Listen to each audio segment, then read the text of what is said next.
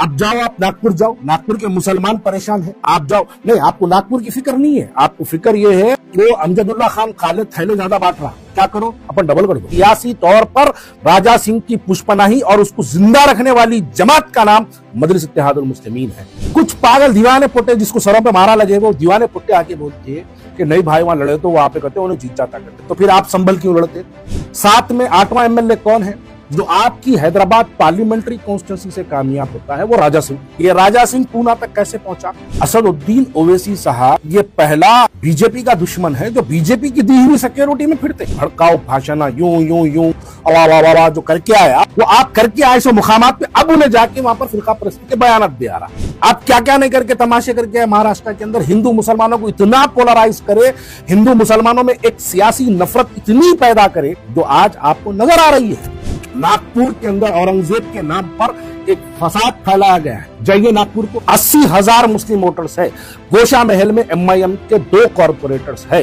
गोशा महल में दारुसलाम आता है। गोशा महल असदुद्दीन ओवैसी की पार्लियामेंट्री कॉन्स्टिट्यूंसी की एक असेंबली कॉन्स्टिट्यूंसी है। आप जाइए महाराष्ट्र, आप नागपुर जाइए, वहां मुसलमान कितना परेशान हाल है, वहां जाके देखिए। आज नागपुर में एक फिरका वाराना फसाद फैला गया। वो खैर सबका अपना वर्जन है उसको लेके, लेकिन हकीकत यह है कि औरंगजेब रहमतुल्लाह अलैह की खबर को मिटाने के लिए एक कई दिनों से एक मुहिम चल रही। पहले एक फर्जी मूवी के तहत औरंगजेब का जो है कैरेक्टर असैसिनेशन किया जाना, उसके बाद उनका एक माहौल ऐसा बना दिया जाना कि औरंगजेब रहमतुल्लाह अलैह की जो है खबूर को जो है वहां पर बुलडोजर लगा के तोड़ा जाए, ये बातें चल रही थी, कुछ छोटे लेवल पे चल रही थी, कुछ बीजेपी के कुछ लोग भी बयान दिए थे। लेकिन कल पूना में हैदराबाद का मलून राजा सिंह जाता है, जाकर जो है वहां पर वो औरंगजेब की फोटो बता के जो है राजा सिंह फोटो फाड़कर और वहां के चीफ मिनिस्टर को और स्टेट होम मिनिस्टर को और सेंट्रल होम मिनिस्टर को, दोनों को जो है ये डिमांड करता है कि बुलडोजर लगा के औरंगजेब की खबर को तोड़ दो। मुझे गैरों से कभी शिकायत रहती ही नहीं, ये लोग का मसला एक अलग ही है। ये लोग तो एक इंटेंशनली कुछ ना कुछ ऐसे बयानात देते रहते हैं। सवाल ये है कि राजा सिंह वहां तक पहुंच कैसे पा रहा? सवाल ये है कि हैदराबाद में उसको रोका क्यों नहीं जाता? सवाल ये है कि उसको इतना फ्री वॉक हर मसले में उसको छोड़ दिया जाता। देखिए, हुजूर अकरम सल्लल्लाहु अलैहि वसल्लम की शान में गुस्ताखी करता, एमआईएम वाले कुछ नहीं करते। आता आपकी माँ बहन को गाली देता, आप कुछ नहीं करते। मुसलमानों के खिलाफ में हर बयान देता, आप कुछ नहीं करते। हैदराबाद से निकल के कल पूना जाके पूना में जो है एक फिरका वाराना बयान दे के आता, आप कुछ नहीं करते। आप यहां की गवर्नमेंट के साथ, अब तो मैं वाजे कर दूं ना ये बात को, इसमें कोई शक नहीं है, आप कांग्रेस के साथ अलायंस तो डिक्लेयर कर चुके हैं, तो अब मुझे कोई शिकायत नहीं है आपको कांग्रेस की अलायंस पार्टी कहने के लिए, क्योंकि आप फिर बोल दिए आप मरे दम तक कांग्रेस के साथ है, फिर इख्तियार में भी आप ही आने वाले हैं। ये तो आपका क्लियर बयान है। आप कांग्रेस के साथ इसलिए है क्योंकि आप नहीं चाहते कि कोई मुसलमान को मिनिस्ट्री मिले। आप कांग्रेस के साथ इसलिए है क्योंकि आप नहीं चाहते कि हैदराबाद में कोई मुस्लिम पॉलिटिकल लीडरशिप ग्रो हो। आप कांग्रेस के साथ इसलिए है क्योंकि आप पार्टी के साथ अलायंस में रहकर इन तमाम मुखालिफिन को खत्म करने की कोशिश। देखो, हम तो बीआरएस में, जब आप बीआरएस के साथ थे तभी भी हम आपके मुखालिफ थे, आज आप कांग्रेस के साथ हैं, हम तभी भी आपके मुखालिफ रहेंगे खुले तौर पे। आप ये बिल्कुल अपने जहन से निकाल दीजिए कि आप कांग्रेस के साथ हैं तो हम आपके जो है साथी बन जाएंगे, हम खामोशी इख्तियार करेंगे, हम मरते दम तक आपके खिलाफ बोलते रहेंगे। ये राजा सिंह पूना तक कैसे पहुंचा? इस हरामी को आप कामयाब होने कैसा देते? मैं फिर वही बात पे आना चाहता हूं। हैदराबाद के कितने एमएलए हैं? 7 में 8वां एमएलए कौन है जो आपकी हैदराबाद पार्लियामेंट्री कॉन्स्टिट्यूंसी से कामयाब होता है? वो राजा सिंह। आप हर जगह जाके इलेक्शन लड़ते, आप राजा सिंह के खिलाफ कैंडिडेट नहीं डालते। कुछ पागल दीवाने पुट्टे जिसको सरों पे मारा लगे, वो दीवाने पुट्टे आके बोलते हैं कि नहीं भाई वहां लड़े तो वो आप कहते उन्हें जीत जाता करते, तो फिर आप संभल क्यों लड़ते? तो फिर आप रामपुर क्यों लड़ते? आप जाके महाराष्ट्र के 16 सीटें लड़ते? तो फिर आप क्यों बिहार में जाके 100 सीटें लड़ते? उत्तर प्रदेश में जाके 100 सीटें लड़ते? फिर आप क्यों बिहार में जो है 60 सीटें लड़ने का दावा पेश करते? जब यहां पर आपकी ये पॉलिसी है तो वहां पर भी वही पॉलिसी होना चाहिए आपकी। आप क्यों जाके फिर दिल्ली के अंदर मुसलमानों के खिलाफ कैंडिडेट डालते? उकला में जाके आप अमानतुल्लाह खान के खिलाफ कैंडिडेट डालते हैं। मुस्तफाबाद में जाके आप मुस्लिम कैंडिडेट को हराने के लिए वहां पर आप जाके वहां बीजेपी को कामयाब करा के आते, और फिर आप गोशा महल की बात कही तो हमारे बातों से बिल्कुल उलट बात आपकी कि नहीं वहां पर नहीं जा। गोशा महल में 80,000 मुस्लिम वोटर्स है, 80,000 मुस्लिम वोटर्स है। गोशा महल में एमआईएम के 2 कॉर्पोरेटर्स है। गोशा महल में दारुसलाम आता है। गोशा महल असदुद्दीन ओवैसी की पार्लियामेंट्री कॉन्स्टिट्यूंसी की एक असेंबली कॉन्स्टिट्यूंसी है। गोशा महल के अंदर आपका दारुसलाम सियासी मरकज, मुसलमानों के आवास, वो सब वहां का है। वहां पर आप अपना कैंडिडेट नहीं डालते, उसको रोकते नहीं। क्या होता, आप नहीं रोकते उसको, आप उसको फ्री वॉक इतना फ्री छोड़ देते। अब तो कांग्रेस पार्टी के साथ आपका अलायंस है। अब आप सीएम के वर्कर की तरह आप हर प्रोग्राम में जा रहे हैं, आप इफ्तार की दावत में भी जाके खजूर खाते हैं।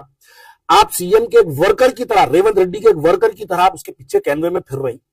तो आप राजा सिंह को रोको, क्यों नहीं रोकते आप राजा सिंह को? मैं इससे पहले भी बोला, ये इसलिए नहीं रोकते क्योंकि फिरका परस्ती का माहौल पैदा रखना चाहते हैं। अगर फिरका परस्ती का माहौल खत्म हो जाए तो कल हैदराबाद में किसको दिखा के डराएंगे? कल हैदराबाद में बीजेपी को दिखा के डराना है आपको इख्तिदार में कैसे आना है? क्योंकि कल आपको बताना है कि मुसलमानों वोट दो वरना बीजेपी कामयाब हो जाएगी। कैसे कामयाब होगी? ये फिरका परस्त चेहरों को सामने लाना है आपको, इस वास्ते आप उसको कामयाब करते। मैं फिर वही बात बोलूंगा, वीडियो सुनने वाले का अगर कुछ लोग हैं तो याद मेरी बात को ये सुनो समझो। 2009 में जब कॉर्पोरेशन इलेक्शन हो रहा था, मखदूम नामी एक एमआईएम का कैंडिडेट गोशा महल मंगलहाट वार्ड से उसने इलेक्शन में नॉमिनेशन डाला था एमआईएम से, मखदूम नाम था उसका। आप रात के 2 बजे उसको फोन करके सुबह नॉमिनेशन उसको विड्रॉ करें। मखदूम के अपोजिट में कौन था जानते हैं आप? टीडीपी का, तेलुगु देशम पार्टी का कैंडिडेट जिसका नाम राजा सिंह है। आप जब से उन्हें कॉर्पोरेटर बन रहा, आप उसकी तब से मदद करते आते। जब उन्हें पहली बार 2009 में कॉर्पोरेटर बना था तभी भी आप उसका नॉमिनेशन मखदूम का वहां से विड्रॉ कराए। 2014 में एमएलए बना, आप उसके खिलाफ कैंडिडेट नहीं डाले। 2019 में उन्हें एमएलए बना, आप उसके खिलाफ कैंडिडेट नहीं डाले। 2023 में उन्हें एमएलए बना, आप उसके खिलाफ कैंडिडेट नहीं डालते। अब यकीनन क्यों आप इसलिए नहीं डालते क्योंकि उन्हें जिंदा रहना, सियासी तौर पर राजा सिंह की पुष्पनाही और उसको जिंदा रखने वाली जमात का नाम मजलिस इत्तेहादुल मुस्लिमीन है। हमारे दीवाने लोग नहीं समझते, हमारे मुस्लिम नौजवान भाई जो जज्बात में आके खाली बातें करते नहीं सोचते। अब क्या हुआ बताओ? आप महाराष्ट्र गए, इलेक्शन लड़े, 7,000 किलोमीटर पैदल दौड़ा करा, 8,000 किलोमीटर कारों में फिरा, रोड से फिरा, ये करा वो करा।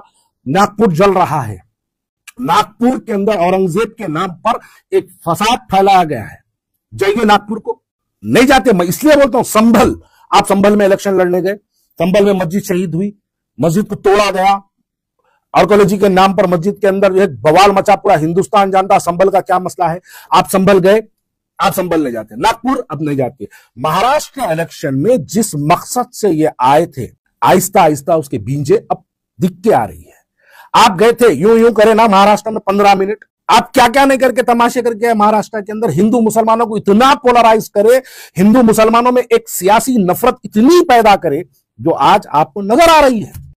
लेकिन हमारे मुस्लिम भाई एक जज्बात में बहने वाले मुसलमानों का इस्तेमाल कर कर आज कौम को मार खिलाना, जलील और रुसवा कराना, ये तो खैर कर रहा। भाई एक हैदराबाद से जाता, एक एमएलए हैदराबाद से जाता, जाके उन्हें वहां पर औरंगजेब रहमतुल्लाह अलैह की फोटो फाड़ता, औरंगजेब रहमतुल्लाह अलैह को माइक से ढर के भद्दे गालियां देता, फिरका परस्ती का एक बड़ा बयान दे आता। आप उसको हैदराबाद में क्यों नहीं रोकते? अब तो रेवंत रेड्डी आपके दोस्त है, अब रेवंत रेड्डी को बोल के उसको केसेस में बुक कराओ। आप क्यों नहीं करवाते? आप देखो, रेवंत रेड्डी फिरोज खान से नहीं मिलते, रेवंत रेड्डी किसी मुसलमान से नहीं मिलते। रेवंत रेड्डी के लिए इसलिए इस वक्त सबसे करीबी मुसलमान दोस्त अकबरुद्दीन ओवैसी है ना। तो अकबरुद्दीन ओवैसी साहब, मैं आपसे डिमांड करता हूं कि आप इस हरामी को रोकने के लिए कल आपके चाइल्डहुड फ्रेंड से आप डिमांड करिए और उसको बोलिए ये बार बार हैदराबाद से बाहर जा रहा है, इसको डालो रप्पस में।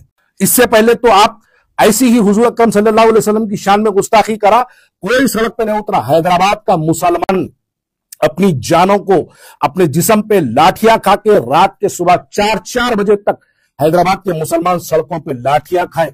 लोग दरवाजों पे मार के, पुलिस वाले दरवाजे तोड़ के हमारे मुस्लिम बच्चों को गिरफ्तार करके ले गए। क्यों? एक हुजूर अकरम सल्लल्लाहु अलैहि वसल्लम की शान में गुस्ताखी कराता ये हरामी। तब आप लोग नहीं निकले, हैदराबाद का मुसलमान सड़क पे उतरा, एहतजाज करा, तब जाके पुलिस को मजबूर होना पड़ा कि उसको गिरफ्तार करो। फिर ना ही गिरफ्तार करो, उसको पीडी एक्ट में डालो। 3 महीने में बाहर आ गया। अब आए जब से पूना जा रहा, शोलापुर जा रहा, औरंगाबाद गया, वो मालेगांव गया, ये तमाम महाराष्ट्र के अजला पूरे डिस्ट्रिक्ट आप फिर रहा, फिर के वहां पर एक अपनी सियासी, क्यों उन्हें कहा जा रहा मालूम है, जहां जहां आप जाके सियासी भड़काओ भाषण यूं अवा जो करके आए आप, वो आप करके आए सो मुकामात पे, अब उन्हें जाके वहां पर फिरका परस्ती के बयानात दे आ रहा। आपका जाना गलत था, उसका जाना गलत था, चलो हो गया जो हुआ। आपके नादानियां समझो, आपकी बीजेपी को कामयाब करने की कोशिशें समझो, जो समझ से समझो, लेकिन हालात मार तो मुसलमान खा रहा। आज मुसलमानों का महाराष्ट्र में पुरसाने हाल कौन है? कोई भी नहीं है। अच्छा, असदुद्दीन अवैसी साहब जिस मकसद से वहां पे गए थे, महाराष्ट्र गए थे, वो मकसद में असदुद्दीन अवैसी साहब कामयाब हुए। मैं भाई देखो, असदुद्दीन अवैसी साहब को लोग बड़े अजीब अजीब नामों से पुकारते, लेकिन मैं तो इतना ही बोलूंगा, असदुद्दीन ओवैसी साहब ये पहला बीजेपी का दुश्मन है जो बीजेपी की दी हुई सिक्योरिटी में फिरते, अमित शाह की सिक्योरिटी में फिरते। ये ऐसा पहला दुश्मन है भाई जो खुद दुश्मन की सिक्योरिटी में फिरते।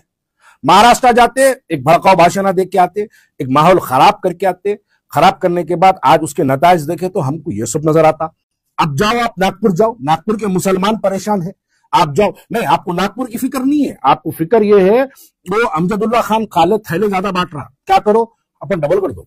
अच्छा, ये फिक्र में परेशान है आप। और मैं सलाम करता हूं याकूतपुरे के लोगों को, आज 65 साल की तारीख में पहली मर्तबा मजलिस इत्तेहादुल मुस्लिमीन हल्के असेंबली याकूतपुरे में 10-15 हजार जो भी राशन आप बांटेंगी वो इसलिए बांटेंगी क्योंकि याकूतपुरे की आवाम ने आपका गुरूर, आपका तकब्बुर, 45,000 वोट आपके खिलाफ इस्तेमाल कर कर आपका गुरूर तोड़ दिया। वरना आपके तो नारे याकूतपुरे के लिए थे कि याकूतपुरे से गधे को भी टिकट दिया तो जीत जाता, बल्कि आपके नारे थे ये। अब शेर भी आया तो रोना है याकूतपुरे के अंदर। क्यों? याकूतपुरे की आवाम समझ चुकी है कि आप भारतीय जनता पार्टी को जिताने के लिए पूरे हिंदुस्तान भर के अंदर फिरकर, अब ये इनकलाब याकूतपुरे से शुरू हुआ, लेकिन यकीनन ये इनकलाब अब पूरे हिंदुस्तान, पूरे हैदराबाद में फिरेगा। अब इसका शुरुआत हुई है याकूतपुरे से, ये फैलेगा। ये जब आग लगी है ना तो आग पूरे हैदराबाद में फैलेगी। आप कवर अप नहीं कर सकते। क्यों? वो जमाना चले गया, आपकी तस्वीर देख के, आपका हाथ देख के वोट देने का जमाना चले गया। आज के लोग, आज का नौजवान बच्चा, आज की नौजवान बच्ची रिसर्च कर रही, आपको वोट देने से पहले उन्हें इंटरनेट के जरिए रिसर्च करनी। इंटरनेट के जरिए रिसर्च करी तो गूगल में जाके सर्च करो who is the B team of Bharatiya Janata party, बोल तो गूगल में आपका नाम आ रहा, भारतीय जनता पार्टी की बी टीम आप है बोल के। आप जाइए महाराष्ट्र, आप नागपुर जाइए, वहां मुसलमान कितना परेशान हाल है, वहां जाके देखिए। नहीं जाते क्यों? बीजेपी आपको वहां आने की इजाजत नहीं देती। बीजेपी कब बुलाती है आपको? जब उनके हालात खराब हुए तो आपको बुलाती, वरना उनके हालात अगर अच्छे रहे तो आपको पूछ के कोई नहीं देखता। लेकिन जब बीजेपी के हालात खराब होते, बस अल मदद या ओवैसी बोलते, लब्बैक या मोदी बोल के कूद जाते मैदान में, कूद के जाके यूं भड़काऊ भाषण देते, बड़े बड़ा अजीब अजीब बातें करके आके माहौल खराब करके चले जाते। और बिरयानी का चावल ऐसा बोल रहा, पुरान उस्ताद। और यहाँ पर कई जमाने के बाद खाने में बैठ गया नमाज के बाद, तो मैं सुना कि सलीम उस्ताद बनाए बिरयानी और मीठा चीख मार बिरयानी बना दिया। मैं हैरान हो गया, मैं पागल होगा, मैं परेशान होगा, ये बिरयानी है अगर ये क्या है? लोग बोले बिरयानी तो अगर हैदराबाद में अगर बिरयानी खाना है तो सलीम भाई, उनके वालिद का नाम है पुरान उस्ताद। और बिरयानी का चावल ऐसा बोल रहा, पुरान उस्ताद। ऐसा गोश्त खाए तो खाली ऐसा कल्ले सा लप। Thank you. पुरान उस्ताद हैदराबाद बहुत अच्छा बनाया, सब सारा खाना अच्छा था। बिरयानी अच्छी थी, roast, lamb roast, right, leg roast बहुत अच्छा था, और मटन बहुत वेरी गुड, जबरदस्त। पसंद आया? सब कुछ अच्छा है। क्या नाम है? पुरान उस्ताद हैदराबाद बहुत अच्छा बनाया, सब सारा खाना अच्छा था। बिरयानी अच्छी थी, roast, lamb roast, right, leg roast बहुत अच्छा था, और मटन बहुत वेरी गुड, जबरदस्त। हाँ, सलीम इनका नाम है। Thank you.